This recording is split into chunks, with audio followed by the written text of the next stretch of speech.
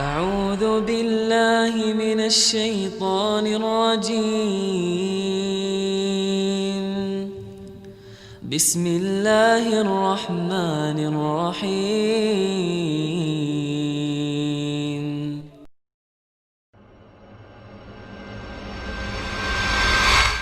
Ketaatan-ketaatan yang Bapak Ibu lakukan kalau ikhlas karena Allah itu bisa terwariskan kepada anak keturunan kita. Jadi kalau kita soleh atau solehah, ya, lingkungan kita itu akan tumbuh seperti itu. Allah bisa karuniakan kita anak keturunan juga yang baik. Ini contoh Umar bin Khattab pada saat melamar cucu penjual susu. Pada saat beliau lewat di depan rumahnya malam hari, si nenek sama si cucu jual susu di Madinah. Kemudian si nenek bilang sama cucunya, ini pesanan kita tambah banyak. Sekarang kita tambah aja air, campur air. Orang nggak tahu.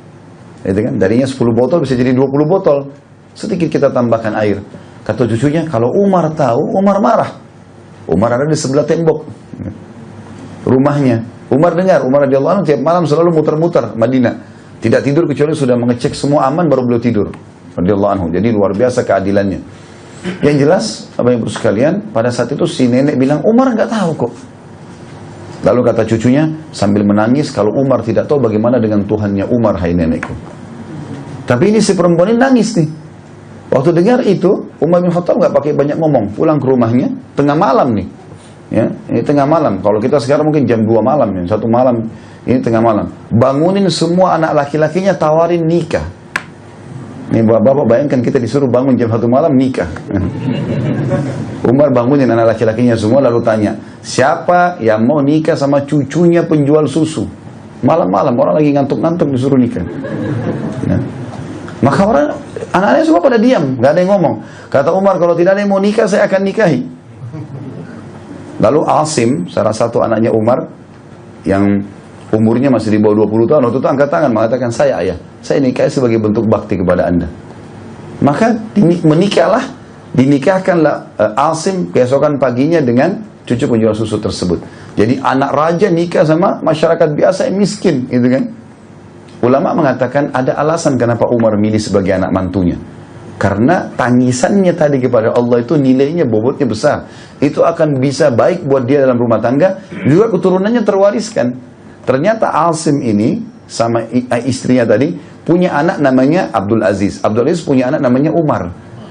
Umar bin Abdul Aziz khalifah yang terkenal dengan kesolehannya. Ya, dalam 2 tahun memimpin dari tahun 99 sampai 101 itu tidak ada lagi orang yang mau menerima zakat. Jadi saking luar biasa keadilannya. Ini kalau Bapak Ibu baca kisah Umar bin Abdul Aziz unik sekali. Raja yang luar biasa, kesolehannya banyak, ya. Kalau kita ceritakan ini mungkin akan panjang sekali. Akan ada insya Allah bahasan khusus tablik akbar kami, serial tabi'in. Di antaranya kita akan bahas Umar bin Abdul Aziz, orang yang luar biasa. Kita kalau baca sejarahnya, kayak kita berada di alam mana nih sebenarnya. Orang yang luar biasa. Per detiknya semua ibadah. Dari ibadah apa lagi nih? Ibadah artinya. Terus begitu. Gitu kan? Luar biasa gitu. Yang jelas lahirnya ini, kata ulama, manusia yang terbaik ini, Umar bin Abdul Aziz, sampai sebagian ulama mengatakan dia adalah Khalifah Rashidah yang kelima. Kan Khulafaur Rasyidin ada 4. Abu Bakar, Umar, Uthman, Ali. Sebagian ulama mengatakan karena solehnya Umar bin Abdul Aziz dikatakan dia khalifah yang kelima, yang diakui. Khalifah Rashidah yang kelima. Gitu kan? Kata para ulama, Umar bin Abdul Aziz saleh karena darahnya turun dari si nenek tadi cucu penjual susu itu. Terwariskan. Jadi subhanallah, kesolehan itu bisa terwariskan. Ya, jadi kembali kepada poin tadi, kalau kita beramal soleh teman-teman sekalian, berefek ya kepada fasilitas yang Allah berikan dunia akan baik.